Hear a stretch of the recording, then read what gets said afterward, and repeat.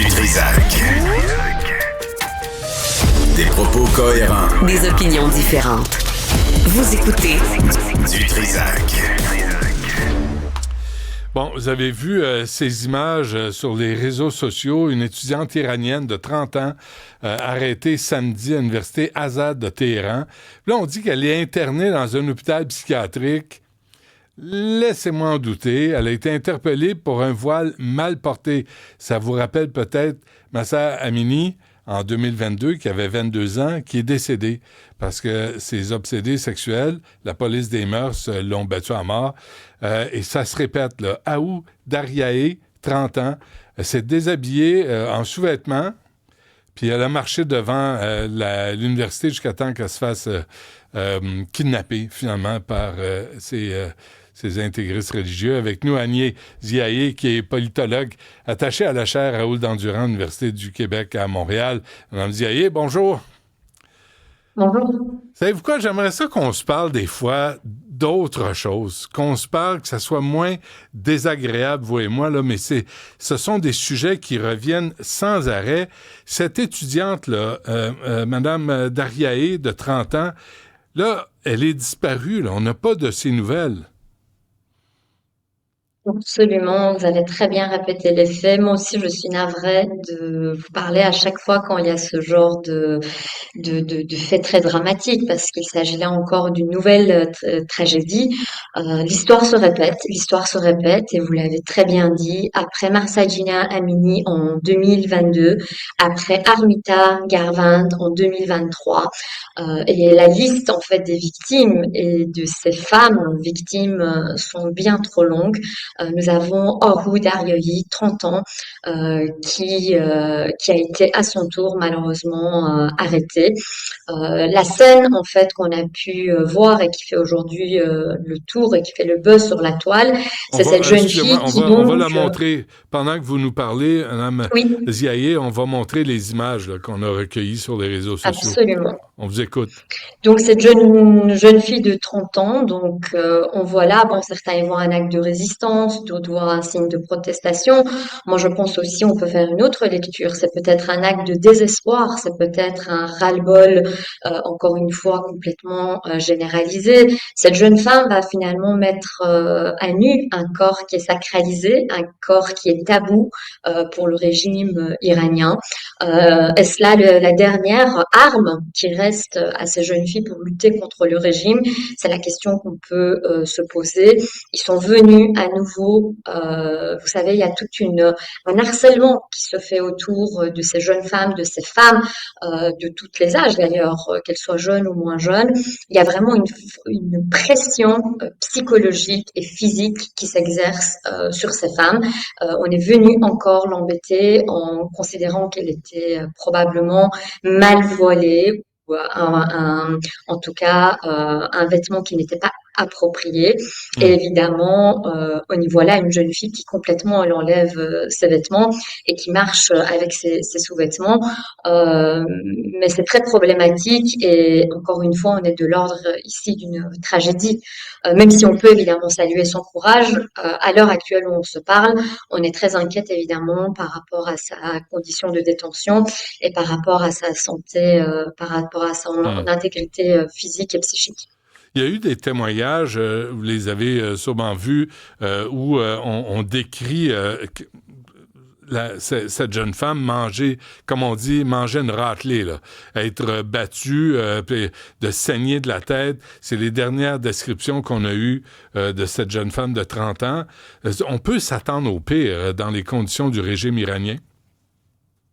Absolument, absolument, puisque l'histoire se répète, malheureusement, le sang qui est versé se répète à nouveau. Il y a eu plusieurs témoignages qui ont été dans ce sens, en disant que, étant donné qu'on frappe, vous savez, c'est une pratique de la République islamique d'Iran, on frappe la tête. Quand vous frappez la tête, c'est l'hémorragie et différentes possibilités, hémorragie interne,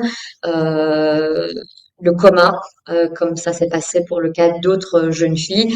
L'objectif est double, c'est-à-dire soit on veut donner la mort, soit on veut rendre la personne dans une paralysie.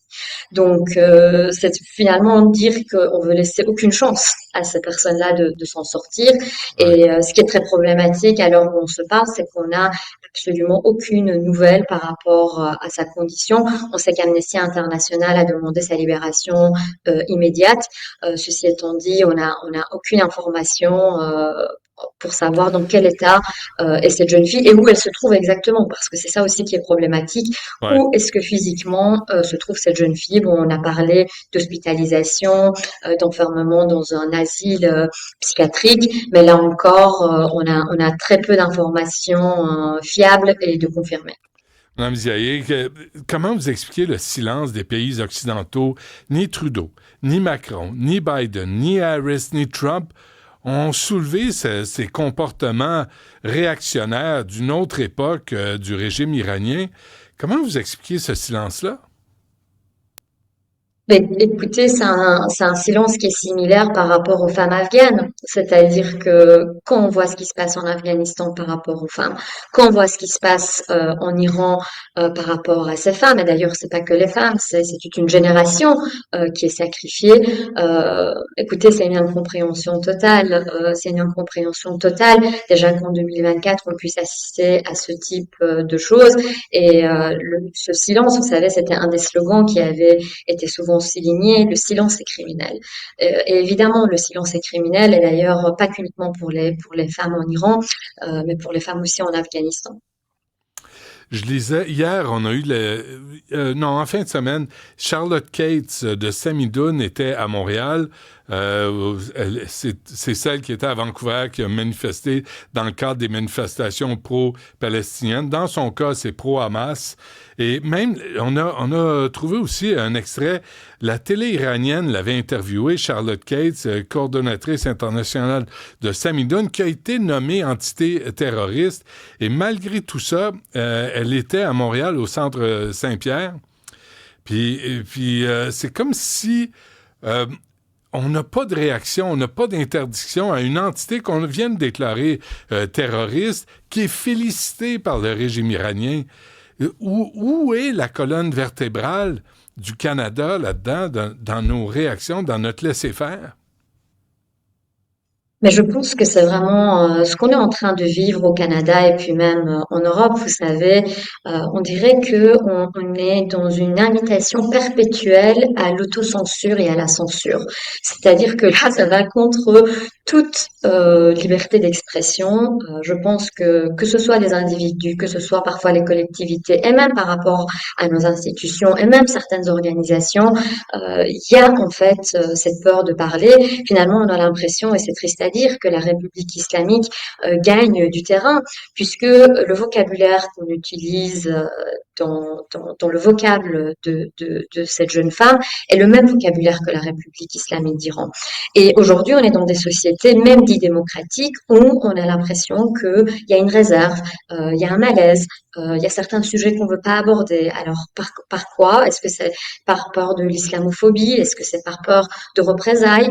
Mais on parle ici de pays démocratiques, c'est-à-dire qu'on parle de la liberté d'expression, on parle de parole libre. Et vous savez, c'est très problématique. Moi, j'aime beaucoup citer Étienne Klein, vous savez, ce physicien français qui disait le débat doit se faire par des personnes modérées de manière immodérée. Aujourd'hui, ce qu'on est en train de voir, c'est totalement le contraire. C'est-à-dire que nous avons des débats au niveau du débat public qui se fait entre les personnes d'extrémité, des personnes extrêmes, radicales, idéologiques, dogmatiques. Et c'est ça aujourd'hui qui fait le débat, au lieu de ramener la nuance, au lieu de justement donner la parole à des personnes plus nuancées. Le débat, si vous voulez, aujourd'hui, quelque part, complètement instrumentalisé. On instrumentalise des sujets de part et d'autre, comme on instrumentalise la cause palestinienne, comme aujourd'hui on parle du Hamas comme étant un groupe de résistance, alors qu'il s'agit bien d'un groupe terroriste. Et là, on va conclure là-dessus, Mme Ziaye, mais il y a cette lâcheté aussi, là, ou cette peur. Il y avait encore une prière à l'aéroport d'Orval-Trudeau en fin de semaine. On n'ose pas intervenir, on n'ose pas dire il y a des lieux de prière, allez-y, ou vous priez pas, vous imposez pas, ni dans les rues, ni dans les parcs, ni à l'aéroport, mais on n'est pas capable de tracer la ligne. Et puis on a peur, comme vous l'avez dit, d'être identifié comme islamophobe ou raciste ou xénophobe. On se fait manipuler. Ça va même plus loin que ça, c'est-à-dire que nous avons des valeurs à défendre. La laïcité est une valeur chère à notre société québécoise. Je pense que on peut pas renégocier des valeurs qui ont été acquis aussi par d'autres révolutions. Je fais ici un clin d'œil à la Révolution tranquille. Ouais.